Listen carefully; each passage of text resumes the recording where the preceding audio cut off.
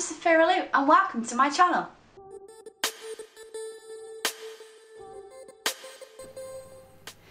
Hello guys and welcome to this week's video.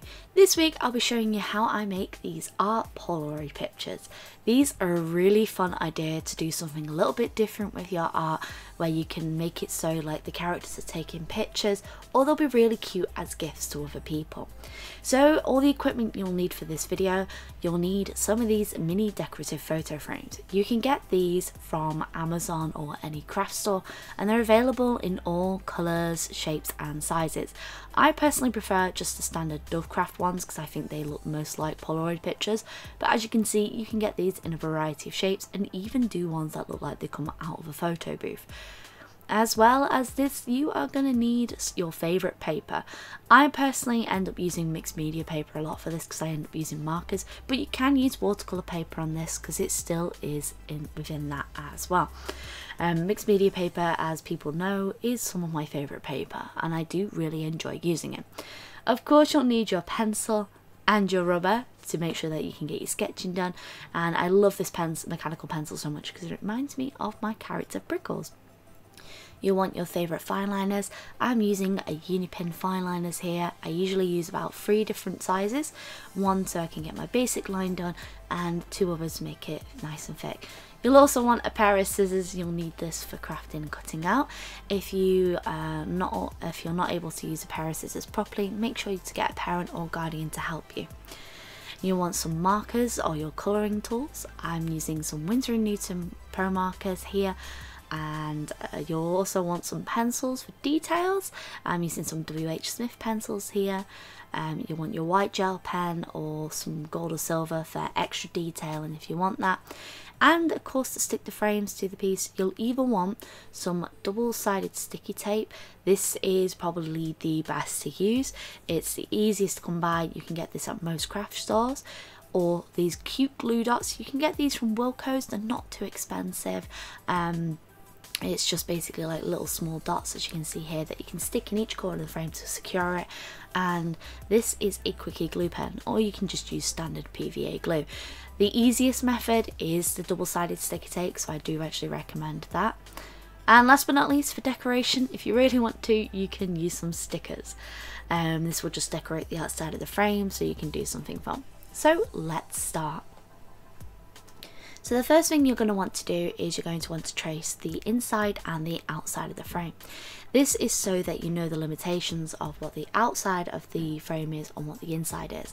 The reason why we're drawing the inside of the frame and the outside of the frame is to counter for bleed, because sometimes even though you've drawn the inside of it, it doesn't quite match up with what the frame is going to see.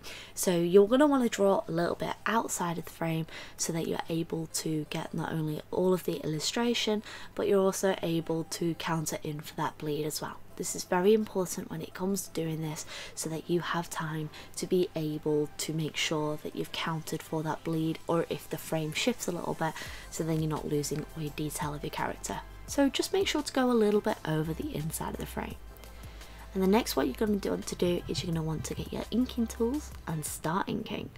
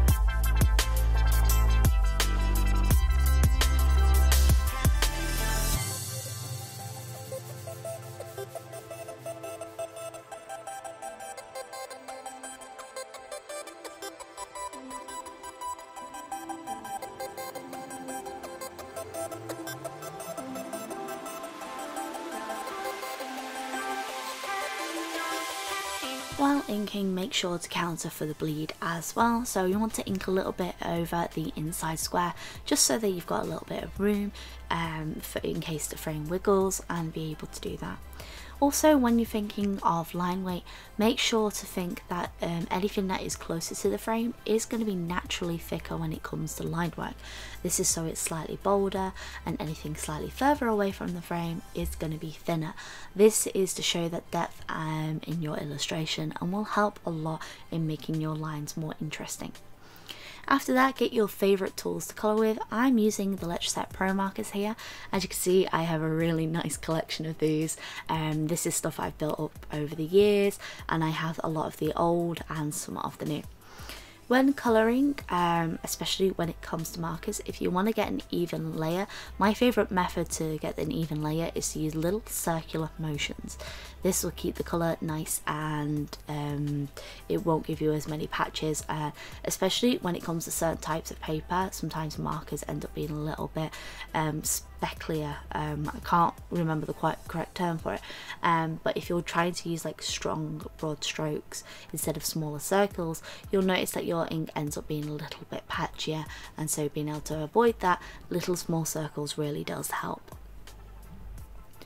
My reason why I like end up using alcohol markers for stuff like this is the colours are really bright and really bold, and I'm able to blend them and have a lot of fun with them. I like to do a lot of mixed media, so you'll notice that I'll use a little bit of pencils on top of this to bring up texture and to make it a little bit more interesting to look at. I find that sometimes like one medium doesn't quite work, so I like to use some mediums altogether to be able to create the desired effect that I'm after.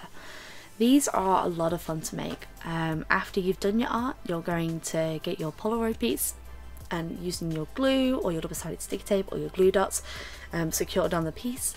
And with these ones, the white ones in particular, but it has the thing at the bottom, you're able to do a cute caption which really makes that tie the illustration all together, and it makes it look like a little personalized card that your character's made. I absolutely love making these. I think they're a lot of fun, and I really do recommend them as gifts. And if you guys create any of these cards, I want to see what you do down below. You can create your own Polaroid illustrations, but these actual cards make it so much easier for you to be able to do, and they're not too expensive. I believe it's about £2 for a pack of 10, so that isn't too bad at all. So I hope you guys have enjoyed this video, and maybe if you like it, maybe like, comment, subscribe. But as always folks, stay creative.